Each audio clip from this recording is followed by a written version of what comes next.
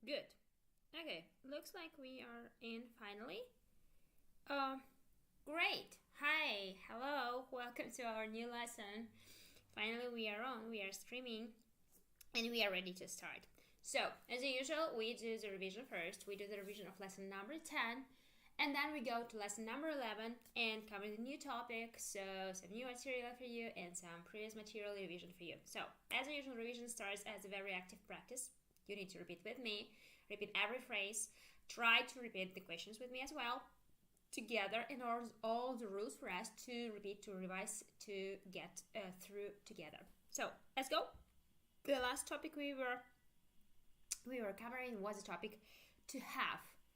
So we start with basic use of this verb, and we will cover all 4 types of verb it represents. So we have 4 types of verb in English. We have action verbs, we have state verbs, we have modal verbs, and auxiliary verbs. So have, this is an example of the verb which actually is presented as in the function of every type of verb, depending on the context and depending on its form a little bit. So we will cover this all, we will repeat it all. You already did this exercise before, you already had practice for this, so it's not new for you. Let's go very fast. So, have.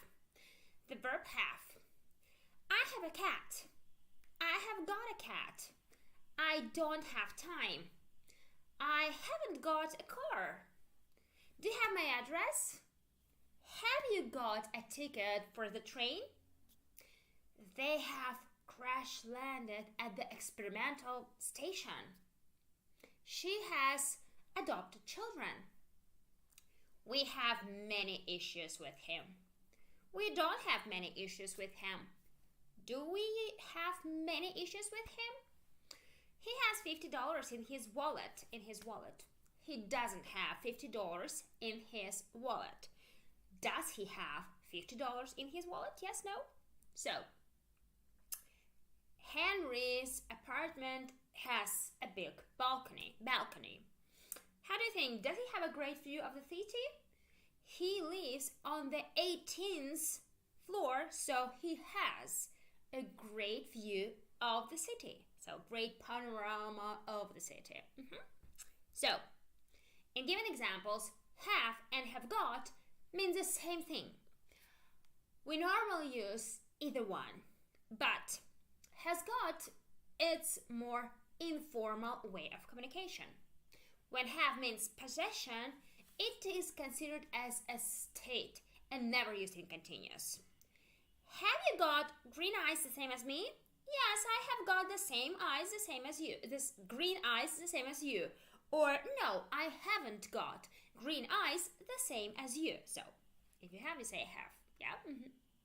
What is special about Tokyo, in your opinion? Tokyo Disneyland has my favorite amusement. It's called Tower of Terror, right? So, amusement thing, right. So, we can use had, got in the past generally, right? But we try to avoid it. It's not said often. So, have you got a big truck for long trips? Have you got have you got a big truck for long journeys? Yes, or trips. Yep, we practice as a trip. Yes, we have got, or I have got big truck for long trips. Or no, I haven't got a big truck for long trips. Did you have a big truck for long trips as a teenager? Yes, I had a big truck for long trips as a teenager. Or no, I didn't have a big truck for long trips as a teenager. Do you have friends and relatives in the city you moved to? Yes, I have some friends and relatives in the city I moved to. No, I don't have any friends and relatives in the city I moved to. Did you have friends in the city you moved from? Yes, I had friends in the city I moved from. No, I didn't have any friends in the city I moved from. So, have as a part of some phrasal verb is used as an action verb, and thus it can be used in continuous actions. So, James is having a lunch with Margaret. So, is James having a lunch alone? Is James having a lunch alone? No, James is not having a lunch alone. He's having a lunch with Margaret. Are you having a bath? No, I'm having a shower. Or yes, I'm having a bath. Yes. So, what is going on with her? She's having a heart attack. With the action verb have, we cannot use got and cannot use a short form. In questions and negatives with phrasal verbs, we use do. Do you have your cookery lesson on Monday?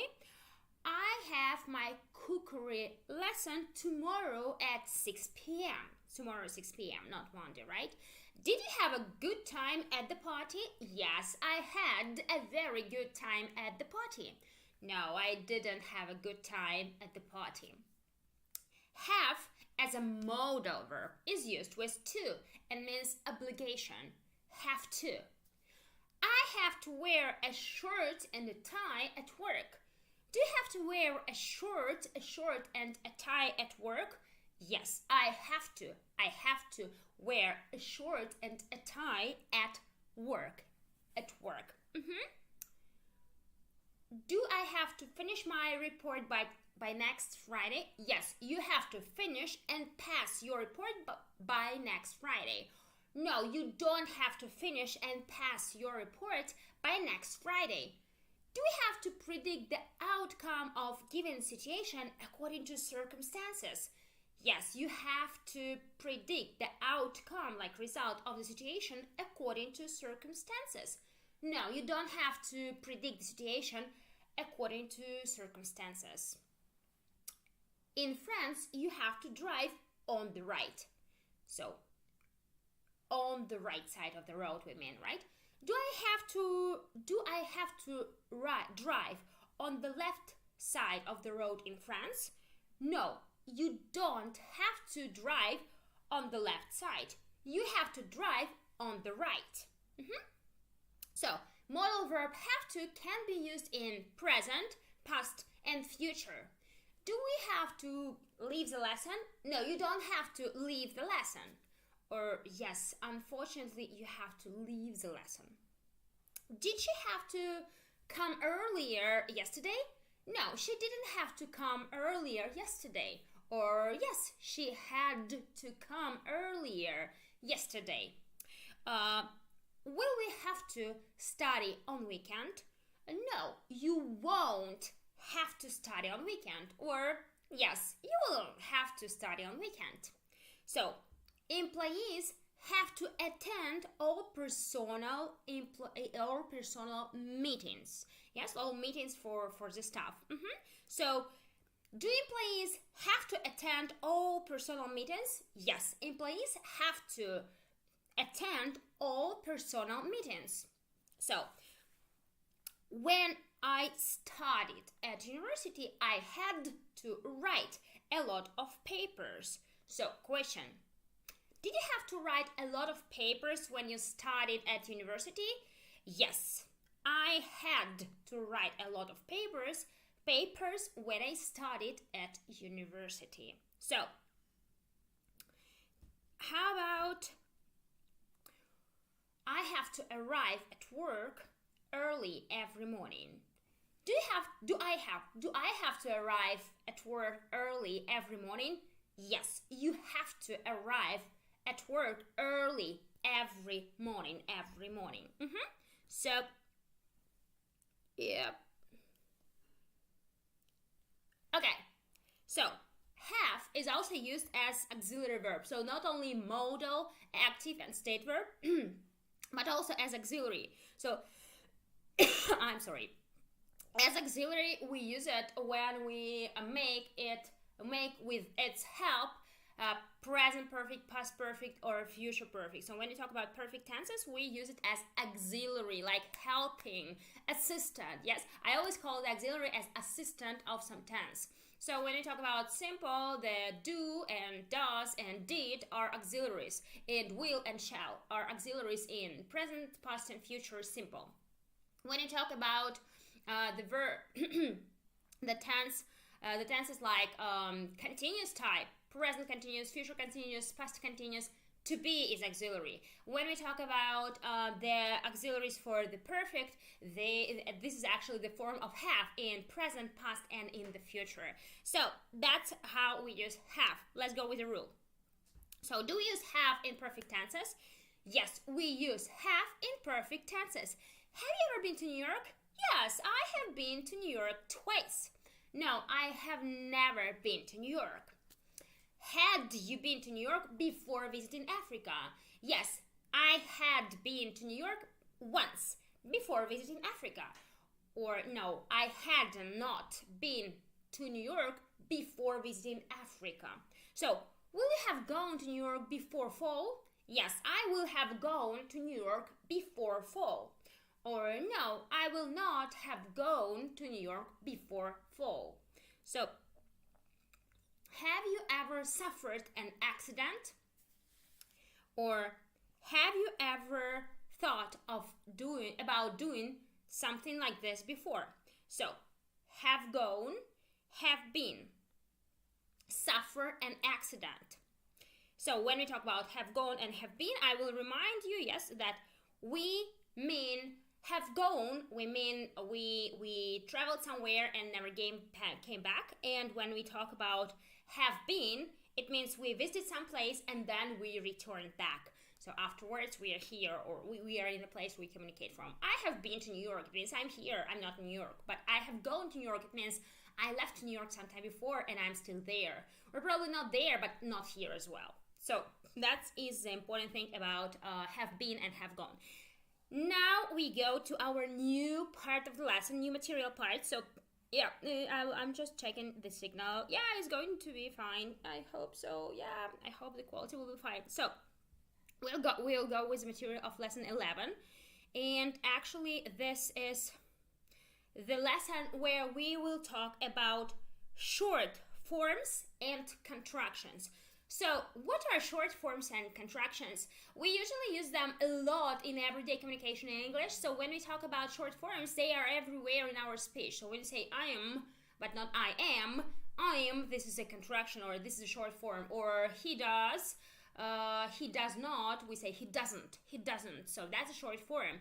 And in everyday communication, the English and the Americans, Canadians, they use short forms a lot, the same as we use in our native language. So every language has short forms, kind of short forms, right? The way to speed up, to make our speech faster. So we try to make it easier for us, and that's why we use contractions. But officially, we need to understand where we use contractions, how to avoid mistakes in communication, and how not to contract everything, right? So there are limits of contraction. You cannot contract every verb, and you cannot contract every auxiliary verb. So basically, when you talk about contractions, we talk about auxiliary verb contractions and negative form contractions. So we'll go through all of them: to be contractions, to be negative contractions, to be positive contractions, and so on. You will see how we do. You will just revise. We will use some examples. We actually are going to make it as a communication way, right? Questions, answering, modeling the negative and positive answers. And at the same time, you're going to revise. So in your practice material after the lesson, you're going to have tables with the way of spelling, the writing with this apostrophe and so on. Just pay attention on the way it's written, right? Because sometimes in our speech, we understand what this is about. We can hear this pretty well, but then when you start writing it, you make mistakes with contractions. So this is also important. One more remark. If we talk about contractions, and if, for example, you have an official examination, or so like IELTS standard examination, the basic advice is not to contract much. So try to avoid contractions where it's possible, because this is a way contractions are mostly used in order to use them in the speaking practice or in speech, right? In communication. But when you write your essay, try to not to use contractions. Okay, so this is my basic advice, but it's actually up to you. But this is advice about the international standards. So in official documents, people try to avoid contractions.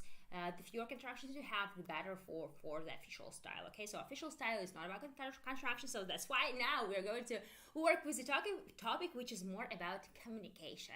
So in communication, you can hear it a lot in songs, in the movies, so you see and hear contractions everywhere. Contractions like short forms of our verbs. Let's go with examples. So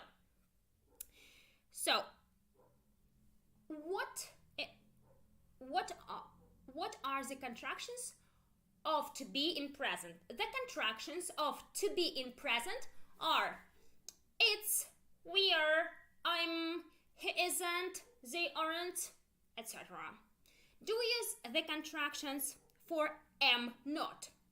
No, we don't use the contraction for am not. Are you addicted to a computer? Yes, I am addicted to a computer, or I'm addicted to a computer, or no, I am not. I'm not, we don't say like this, we don't contract it, right? Am not is not contracted. I am not addicted. I am not addicted to a computer. Is your child addicted to a computer? Yes, he's addicted. He is addicted to a computer. No, he isn't addicted to a computer. Are your coworkers addicted to a computer, to computers? Yes, they are. They are, we can track like they are. They are addicted to computers, or no, they aren't. They aren't addicted to computers. Was your father earning good money in the company he worked for? Was your father earning good money in the company he worked for? Yes, he was earning good money in the company he worked for. Or no, he wasn't earning good money in the company he worked for. Were you and your friend earning good money during your internship in Malaysia? Yes, we were earning good money during our internship in Malaysia. Or no, we won't. It's were not, we can talk like won't. No, we won't earning good money during our internship in Malaysia. So we have like extra words we revise and practice here, like Malaysia, internship, and so on. So, more question. Will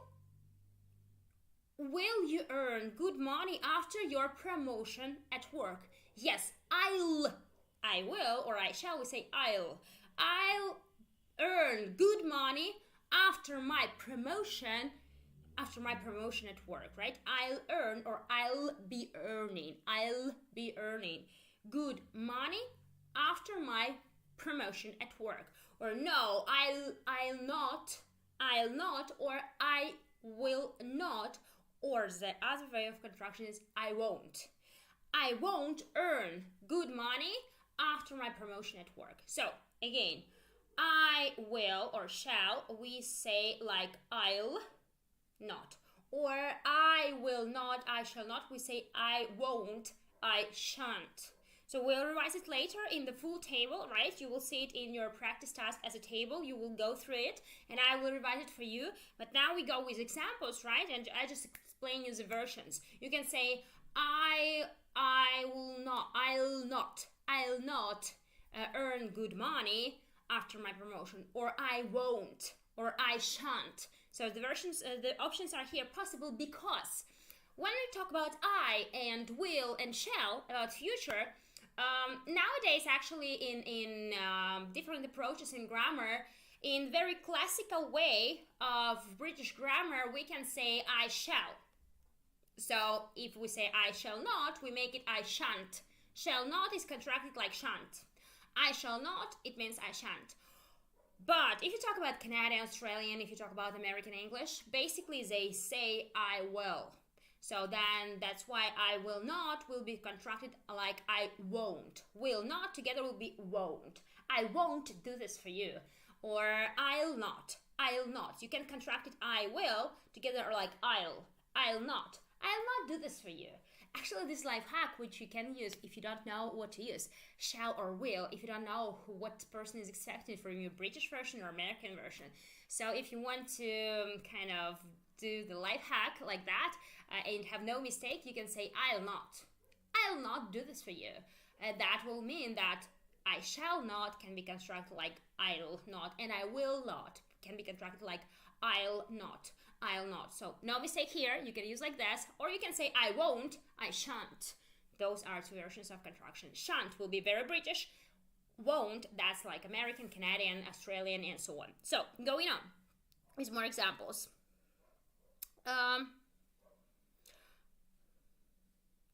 So earn is about making money, right? So when you make money, so earn good money, it means when you get good salary. Earn good money. Promotion at work. We use this phrase in previous examples. Promotion is when you get higher position, when you get higher level of your salary and so on. So this is what is called promotion. Next one, we also use the expression of internship, right? So when you talk about internship, this is like when you travel from your country to some company to work for abroad for just some experience, usually without payment.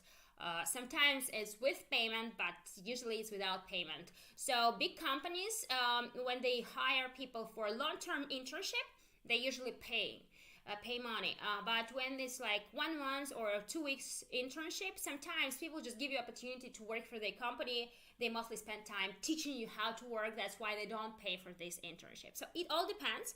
And sometimes it really depends on how you do. So many students ask me a question like, oh, Anastasia, can you advise some internship abroad, something like in America or in Europe, where I could earn money? Then I ask a question: what do you think you can do for the company, which they should pay you money for? So basically, internship, it's actually, if it's paid or unpaid, it usually depends on if you do some benefit for the company or not. If you make money for some company, mostly if this is a good company and the wise managers, first of all, they will offer you some work, right? Like job position. Secondly, they will pay you for your internship. So that's why it's always about, it all depends on you. If you have paid or unpaid internship, it all depends only on you, 100%. So if you invest in the company, your time, your experience or not. Even if you're a student with no experience and you come to work for some new company, I think every student can perform well enough to learn fast and to benefit the company during the period of internship. So the only way you cannot benefit the company is when you work there for a couple of days and you mess a lot. But basically, usually internship is longer than 1 week, so that's why you can get a chance to benefit the company and earn some money and earn good money as well. So earn good money is when you make a lot of money. So like with the example of Malaysia, do you earn good money during your internship in Malaysia? Yes, we earned with my friend good money during our internship in Malaysia. It means they did something important for the company and they paid them for it. So go on with more examples, please. I am not, I am not. You are not, you aren't. So now we will go with forms, right? We need to go with positive forms, with contractions, and negative forms, with the variant of contractions. As I mentioned before, most of the forms of the verb to be, actually, they can contract with pronoun I am, I'm, right? And they can contract with negative form, not. So in negative form. So I am not is not contracted, but are not, aren't, is not, isn't, and so on. Was not, wasn't, were not, weren't, So we contract them like this. Now let's go through all the personal pronouns and all the examples of them. So we started with I. Let's get a little bit back, right? Let's go through them again in order you could remember. Because you use them every day, you know them a lot, you use them a lot, so that's why you need to have the habit of use them in the correct contracted form. Let's go. I am, I'm, I am not, I'm not. You are, you're, you are not, you aren't, or you're not. So we contract either the form of pronoun with to be, your with not, a separate word, or you aren't to be and not, right? We contract them together. How about he? He is, his, he is not, his not, he isn't, he isn't, he isn't. Okay. They are not, they aren't, they aren't. Okay. So the same we do for every to be verb. So you will go through the whole table together. How about negative form, not negative, past form of to be. So the two forms of to be in the past are was and were. So I was not, I wasn't. He was not, he wasn't. They were not, they weren't. We were not, we weren't. I shall, about future, right? We, as I mentioned before, we can say I shall or I will. So when we say I shall, this is very British version, but when we say I will, this is Canadian, American, and Australian version. I will. So I shall or I will. I'll. I will not, I shall not, I shan't, I won't. He will, he'll. He will not, he won't. She will, she'll not. She will not, we can say she won't. It will, it'll. It will not, it won't. We shall, we will. We shall, we will not. We shan't, we won't. You will, you'll not, you won't. They will, they will not, they won't. Will you upgrade your office equipment next year? No, we won't upgrade our office equipment next year. Yes, we will upgrade our office equipment next year. Will your company implement new technologies next decade? No, our company won't implement new technologies next decade. Decade, 10-year period. Yes, our company will implement new technologies next decade. Will the government digitalize? Yes, will the government digitalize educational system next century? Next century is like next 100 years. No, the government won't digitalize educational system next century. Or yes, the government will digitalize educational system next century. So when we pronounce the phrases which have, for example, many contractions in one place, then we try to avoid contractions. So when we talk about, for example, the sentence like this, the government digitalize, we need to put will between government and digitalize, then it's better to use full form of our auxiliary without contractions. The government will digitalize. It's like a buffer between two pretty difficult in pronunciation words. So in this context, we better use full forms. If we get negative form, then it's different. Won't. that's already good buffer, so we can contract these two words between each other. But when it's just will with positive form, it's better to keep it full form without contracting with noun. So what is the basic rule about contraction with a noun?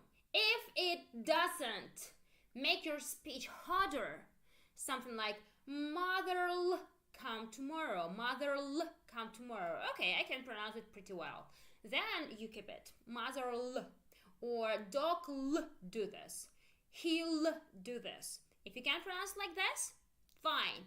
If you feel like you cannot finish as a very waste consonant like l, then it's better to keep the government will, the dog will, the mother will, and so on. Okay, so this is a rule about contraction with nouns, So it depends on how easy is that for you to pronounce. So you choose about pronunciation. Actually, many questions in English are considered according to the way to pronounce. So if it's difficult to pronounce, sometimes we do this when we add, for example, if we modify our adjectives with a degree of comparison, or the same about adverbs, we also can consider if it starts to be harder to pronounce. Sometimes we choose just saying more, even if word is short, like polite, for example, politer,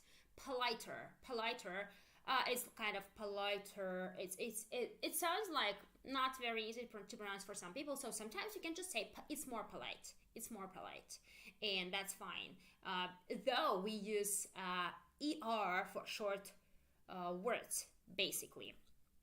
So going on with more examples about, we covered with the government and digitalize. By the way, try this word with me, digitalize. That one is not so easy. So let's go through terms. Upgrade office equipment. So when we use the phrase upgrade, it makes to make a better version. For example, I usually upgrade my course of English from time to time because I need to add some new materials, some new technologies, some new services to make it easier for you to go through and to make it more efficient for you. So upgrade, it means to get higher level, higher rate. Upgrade office equipment is like about some printers, some fax, and some other equipment, right? Implement new technologies. Implement, it means to install, to kind of start using. Implementation, that's a process when you didn't use something before and you start using it. For example, the company implemented new standards for let's say for office equipment use. Implemented, it means they started to use these new standards, okay? And also, but basically we use implement when we talk about some technical things. Implement new equipment, technology, and so on. So technology, that's exactly what we have in our example. Digitalize. To digitalize, from the word digital, it means with the use of special equipment which makes this the form of visualization, all this video format. So for example, when we take a book and we digitalize it, we make the format of this book in PDF, for example, or other formats. There are many electronic version formats.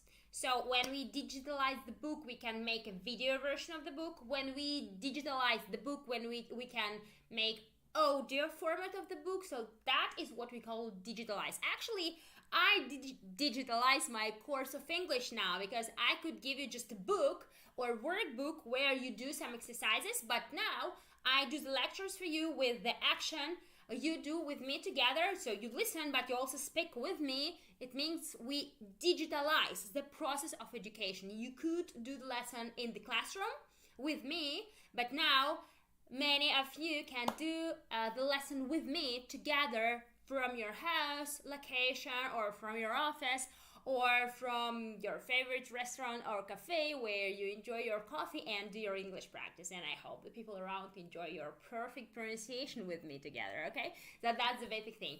Digitalize, it means to make it like electronic version or video version or audio version for some paper version or older format. So this like with the use, modify or upgrade with the use of new technologies. And going on.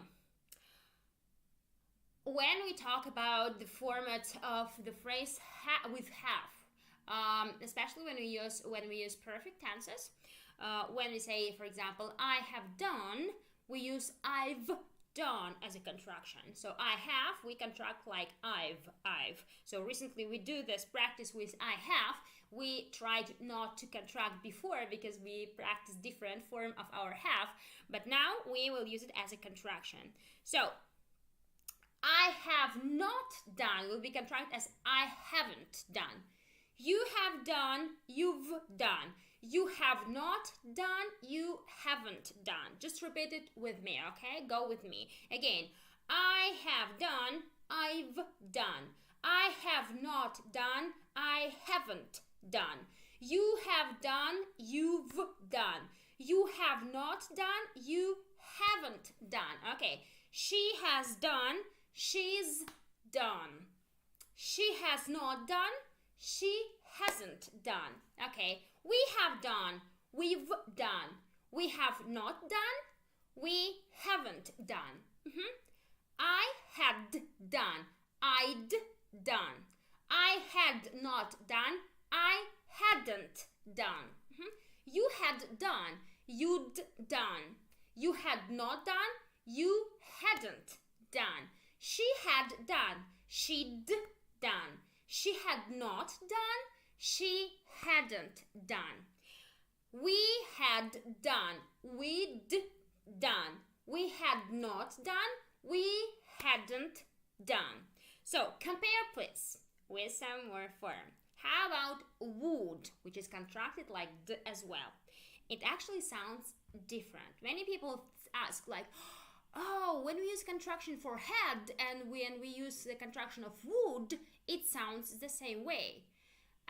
Actually, you are right, but would is always used with the base form of a verb. I would go, I would like, I would do. But had is always used with the past participle form. I had done, I'd done. I had liked, I'd liked. Right? So you see, I'd like, that means I would like. I'd liked, that means I had liked. So that is the difference. Let's go with the contraction with would. So, I would do, I'd do. I would not do, I wouldn't do. So in negative form, we don't feel any confusion because you contract as I wouldn't, hadn't, wouldn't. Yep, but the only contraction is in positive form. I'd do, I'd done. I would do, I had done. So that's why you need to be careful about what kind of verb is coming after d contraction. I'd do, then it's would. I'd done, then it's had. So more examples with would. You would do, you'd do. You would not do, you wouldn't do. Make sure you pronounce with me, okay? This is a practice for pronunciation. So when you speak fast, you say everything pretty fast. You would do, you'd do. You wouldn't do, you would not do. So we need to have this practice of pronunciation even if it's easy for you, right? You know all the structures, I also know them, but every day I need to practice my pronunciation in order to make it possible for me to speak pretty fast, because my lips, my tongue, they can stuck if I don't pronounce English words for a long time, because I have my native language, which is Russian, which I use most the greatest part of the day. And when I start speaking English, I speak English a lot during the day. I have a lot of lectures, I have a lot of lessons, I have a lot of streams with you. But the thing is, even though I sometimes feel that I get trouble with pronunciation of some specific groups of words, that's why I also do this practice. And when people listen to my audios first, we have this special person in our company who is actually making videos for you, right? So this guy is actually, his name is Taras. He actually has a great work when I make mispronunciation and stuff, like, okay, I say it again. So I keep repeating it. So I try to make it perfect phrase for you in order you could hear it perfectly, because your brain is copying this perfect pronunciation only. So if you have wrong pronunciation, which you listen to like very bad accent by somebody, then you try to copy this accent. Your brain automatically copies that accent. But if you have good pronunciation and melodic speech with good connection between phrases, then it means your brain keeps copying pronunciation. So that's why I try to upgrade my level of speed of pronunciation for you, and make fewer pauses in my speech in order you could keep collecting all these melodic phrases for your brain and keep memorizing them in a form I pronounce this with you. So that's why I pronounce everything I say, okay? All examples I give, even though they sound like easy for you, like it's easy, I would lie, okay, that's easy, but keep pronouncing it, make it like a training for your speech. Go. So she would do, she'd do. She would not do, she wouldn't do. She wouldn't do. Again, she would do, she'd do. We would do, we'd do. We would not do, we wouldn't do. We wouldn't do. So pay attention on my lips. They don't say like v. They pronounce it like wouldn't do. We wouldn't do. We. So that's where your lips should be for a better sound in English, right? Because in Russian, for example, we have a habit, we actually pronounce v sound touching our bottom lip. But in English, they don't do it like that. They need to move their lips forwards for better, for correct pronunciation of v sound. So,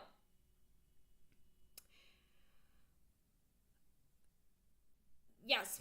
So, had you started to purchase modern equipment last month? Had you started to purchase, to buy modern equipment last month? Yes, we'd started to purchase modern equipment last month. Or no, we hadn't started to purchase modern equipment last month. Would you start to purchase modern equipment this year? Yes, we'd start to purchase modern equipment this year. No, we wouldn't start purchase modern equipment this year. Have your provider developed application to unify chats, audio calls before 2020? Yes, so again, listen carefully. Had your provider developed application to unify chats, audio calls before 2020? Repeat with me. Yes, my provider had developed application used to unify chats, audio calls before 2020. No, my provider hadn't developed application used to unify chats, audio calls before 2020. So provider, this is a person who provides you with some programs or with some internet provider, right? Mostly we use this word about provider, somebody who gives you service. So if you talk about provision of chats, video calls, this can be your provider like Skype or Zoom, or this can be some internet provider for you, right? So about application, we use them app actually. We mostly use app for this. Application, this is WhatsApp, it's app. Skype is also app. Some application for video calls and audio files all together. To unify, it means for them to work together. So actually we have the programs like that. I'm not trying to advertise anyone, but this is about like we have people who gave us program, special application to unify chats, video calls all together. So one example.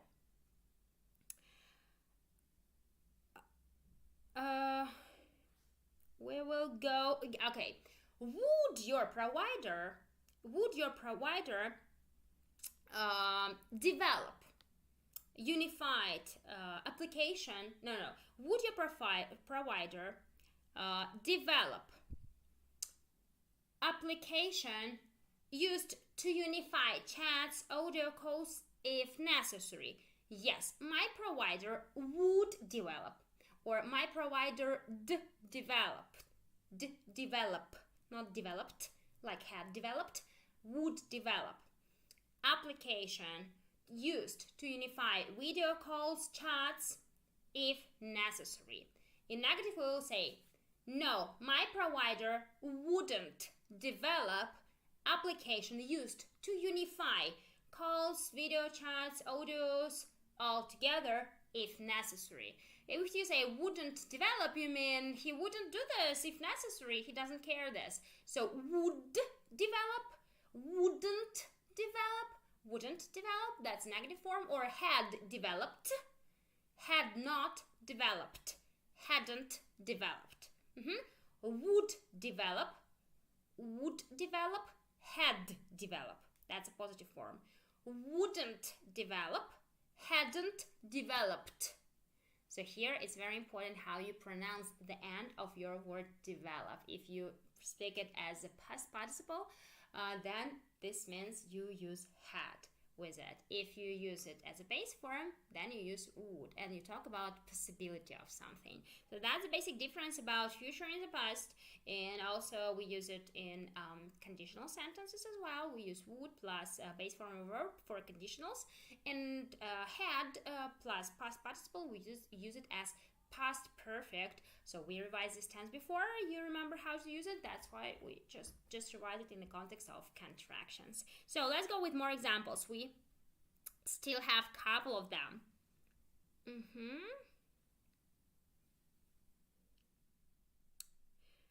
Okay, but first, before we move on, let's go with these phrases we used. Purchase modern equipment. So when we say purchase modern equipment, it means to buy modern equipment, right? So, but buy is the word we use basically when you talk about basic goods we buy, like we buy something in the supermarket. But when we talk about the company, we say purchase. When you buy a lot, you kind of purchase it. A purchase is more like business communication term or official term. Application used to unify chats and audio calls. Application used to unify. Application used to unify, it means application which we use in order to get in one place, unify chats and audio calls or video calls, everything in one application. Application used to unify things. So for example, we can say that, oh, I need an application for my restaurant to unify. I need an application in my restaurant used to unify orders, deliveries, and so on. It means I need everything in one application. Used to unify, it means used to make them work all together. For example, these programs are used to unify several services. Or these lessons of English are used to unify the practice of grammar and the practice of vocabulary in the context of spoken English. So that's what we use as the term of unify. Next one, we used also, okay, yeah, application, as I mentioned, this is what we call short form app. This is some program which is used in order to give us like some services, online services. Now we will revise the verb contraction with which the contractions are very common. So this is the verb do, and this will be our last part of the lesson. It's very short, we are almost done. So we use do a lot. In many contexts we use do as auxiliary with simple tenses like present simple and past simple, and still both these tenses are very widespread, especially present simple. we contract do a lot, and this is very common contraction. But sometimes people get confused with does contraction. They try to confuse it with is and so on. So we will hear now what is the difference. So let's go. I do not, I don't. He does not, he doesn't. She does not, she doesn't. We do not, we don't, right? So again, I do not, I don't. He does not, he doesn't. She does not, she doesn't. We do not, we don't. So that's the contraction we use. How about did? I did not, I didn't. He did not, he didn't. She did not, she didn't. So do we contract did with the pronoun? No. We only contract it. We only contract it when we talk about negative form. I did not, I didn't. Does not, doesn't. Do not, don't. Questions. Let's go with examples. Does he emphasize the freedom of speech as essential human right? Does he emphasize, like mention, pay attention to it. Does he emphasize the freedom of speech as essential human right? Yes, he emphasized the freedom of speech as essential human right. He emphasized the freedom of speech as essential human right. Or no, he doesn't emphasize the freedom of speech as essential human right. How about did he emphasize? Did he emphasize the freedom of speech as essential human right? Yes, he emphasized, repeat with me, yes, he emphasized the freedom of speech as essential human right. No, he didn't emphasize the freedom of speech as essential human right. So here we use two expressions, human right or human rights. We use it as a singular or plural form. Human right, this is kind of international standard of rights, of legal things, permissions for the human. For example, every human has a right for equal chance for profession, for education, never mind woman or man, never mind color of skin or nationality. So this is what we call human right, and it's very important for every country to keep human rights. It's my personal opinion. It's very important. Emphasize the freedom of speech. Emphasize, it means to speak about it as important thing. Emphasize. And actually, we will talk about emphatic forms in our next lesson. And we will talk about emphatic do, something like I do agree, I do think it's important. So it grammatically sounds like incorrect to use auxiliary in positive form, but we use it a lot in English in order to put an emphasis in some specific phrases. And the expression freedom of speech, it means when you are free to say anything. But actually, many people misunderstand this notion, I think. Freedom of speech, it's not about freedom of saying bad things about each other. Freedom of speech, it's freedom to share our thoughts and ideas. But when they're negative, I think it's better to keep them. So it's better to avoid negative emotions and feedback, because it's never, it very, very often brings to the conflict, and it's better to avoid it the way we can. So here we stop our lesson. We made a lot of explanation this lesson. I gave you a lot of examples, so that's why you will have a lot of practice of pretty much pronunciation of auxiliary, not auxiliaries, but auxiliaries in the contracted forms. And I want to pay your attention specifically on had forms, had been, had done, would do. So because would plus verb, it's base form, and had plus past participle, it's perfect form. And these contractions are confused sometimes. And I will also enjoy you paying more attention to the form of does. So I told you before, right? I started to tell about this, but I gave you examples. So we cannot confuse does with is, because we actually contract does as auxiliary with negative form. So we say he does not, we say he doesn't. So that's why if you see his not, it's definitely he is. His not, it's he is not. But because he does not can only be contracted like he doesn't. So does gets contracted only with not. Okay? When we talk about negative forms, we don't contract does with personal pronouns as we do with our have or with our to be verb. So we can say I've, we've, she's, she is, but not she does like she's. No, we say she does in this context.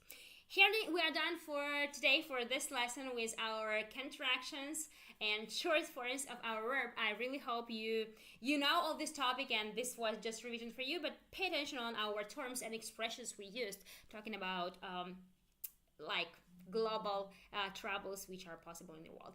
Thank you for the lesson, and I will see you tomorrow for a new one. Thank you. Bye-bye.